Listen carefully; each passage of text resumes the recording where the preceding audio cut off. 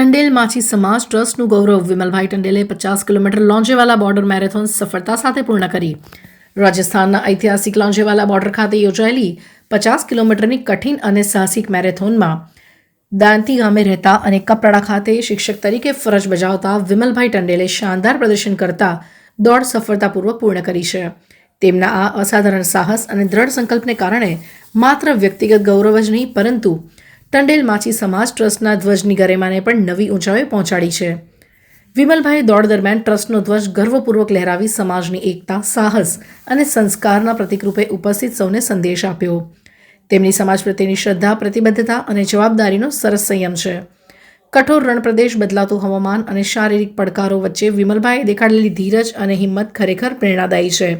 જે માટે ટંડેલ માછી સમાજ ટ્રસ્ટે તેમની આ સિદ્ધિને બિરદાવી હાર્દિક અભિનંદન પાઠવી ભવિષ્યમાં વધુ ઊંચાઈઓ હાંસલ કરવા શુભેચ્છાઓ વ્યક્ત કરી છે.